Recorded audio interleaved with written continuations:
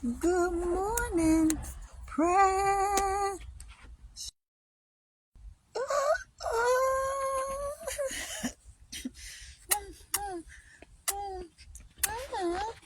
How you doing, baby? Happy Thursday.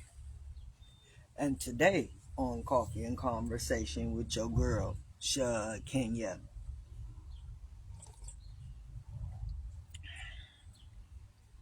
When you get a minute, just just a few minutes. You ain't doing nothing. Sitting there eating your zoom zooms and wham whams. Go to the YouTube channel, please, guys. Just look at a couple.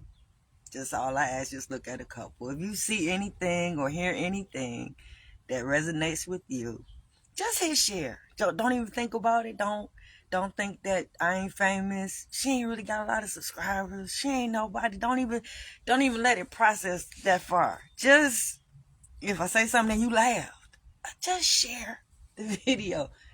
It'll mean the world to me. Yeah. So guys, we still talking about family.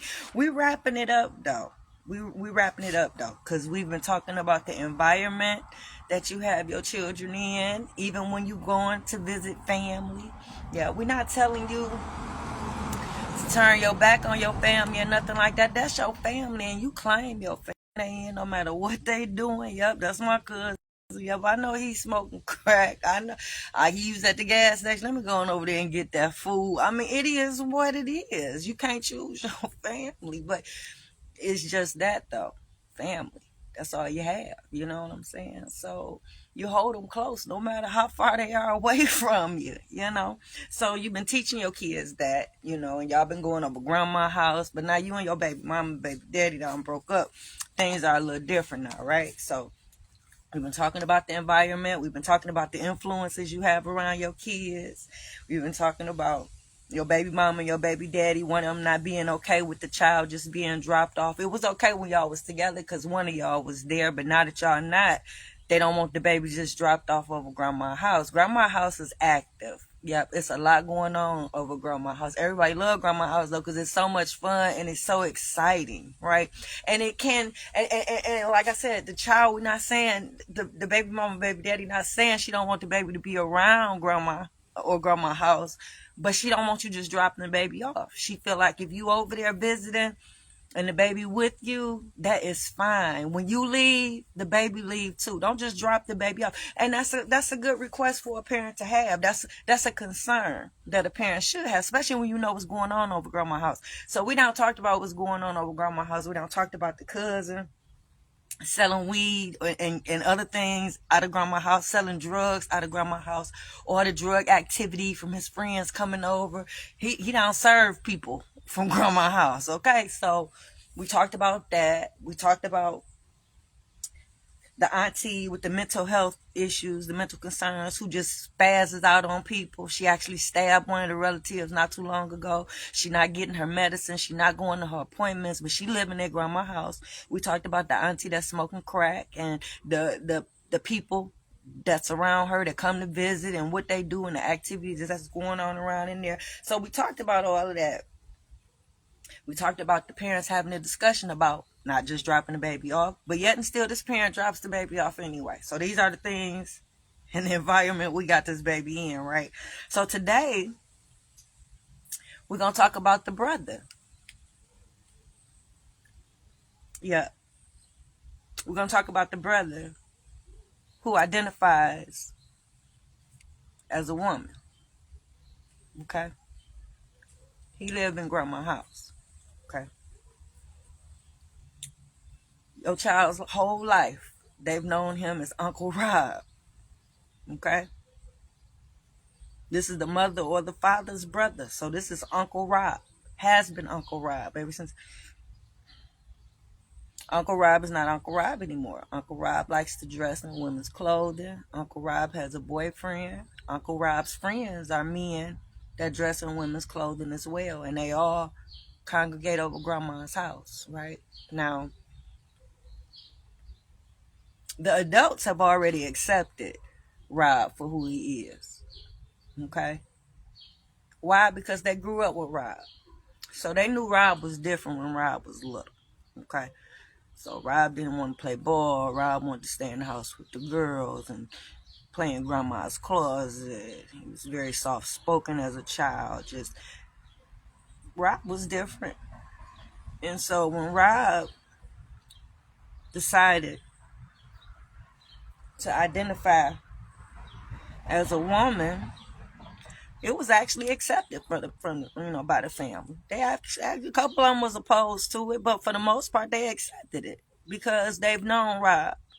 Now, the problem comes in, ain't nobody talk to the kids. Fixing Jesus. Ain't nobody talk to the kids about Uncle Rob. Nobody talked to the kids. So the kids is running around speculating. They confused. They asking each other. Don't nobody have the answers. Don't nobody know what's going on. That's something that you got to explain to a child.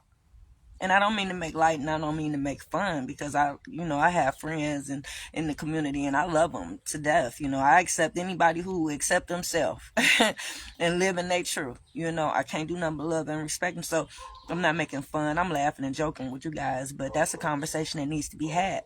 A child needs to know what's going on as it relates to that because that's a lifestyle change. It's something different, something they probably had never been exposed to. That's a lot of questions and it's a lot of confusion, but it's a conversation that just needs to be had because Rob is a part of the family.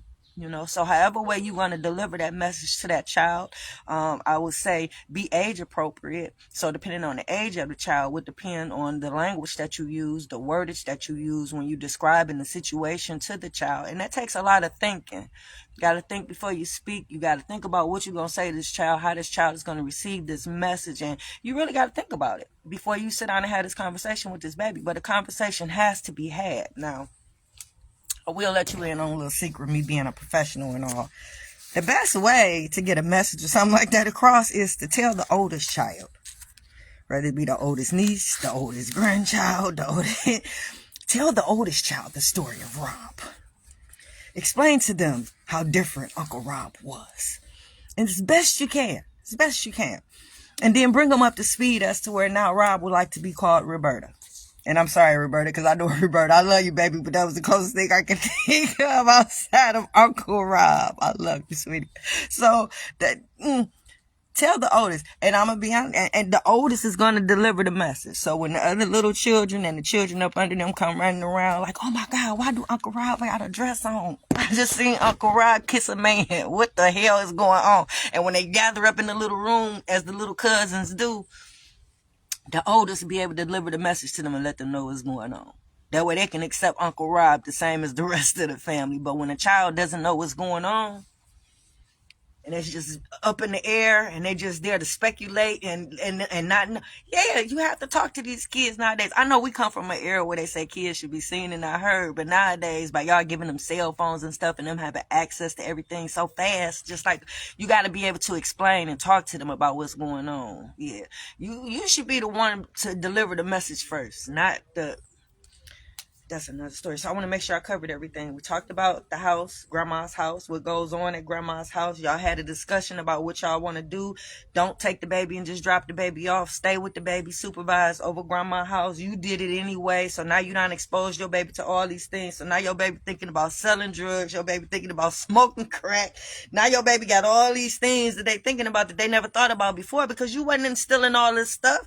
No, you teaching that baby to go to work. You teaching that baby to go to college. You putting all these other, instilling all these other thoughts in there. You're not instilling, I want you to be a drug dealer. You're not instilling to go smoke. You're not instilling that. Yeah. You talking to your baby about mental health and how to go get help if they ever feel so. Yeah, so auntie that's not being attended to, you don't want to expose your baby to all this stuff like that.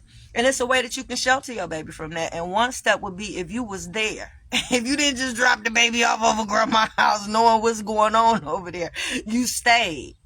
That way, if the baby had any questions about Uncle Rob, you would have been able to answer them right then and there, So I think I covered everything. We talked about Uncle Rob. We talked about what the baby is exposed to. We talked about having a conversation with the child. I'm trying to stay on task here. It was a lot.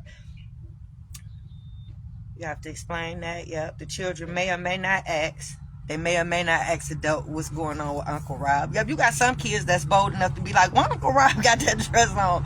And I seen the video the other day where the man had his nails and stuff done, and the little boy looked at him. She was like, "Why you got your nails done? Boys don't wear nails, right?" And that's just the purest thing, because that's what they know and that's what they've been taught, right? So, yep, you got to have that conversation with the baby. And I think that was it. Yeah. So tomorrow is the last person of the family over that go to grandma's house. They don't live at grandma's house, but it's the cousin that's always coming over there drunk. Yeah.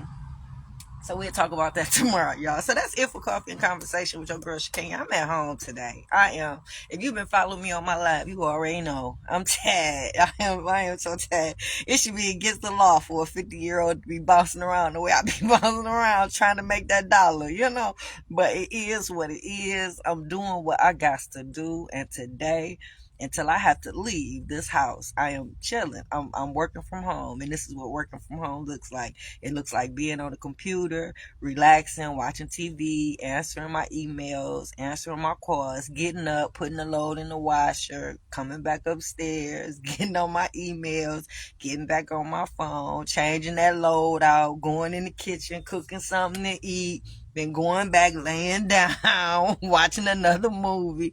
That's what type of day it is right now until it's time to go clean them buildings. So that's it for Coffee and Conversation with your girl Shakenya. I know it was a long one, but I'm trying to wrap up this family edition so we can move on to something else. I'm out. Mwah.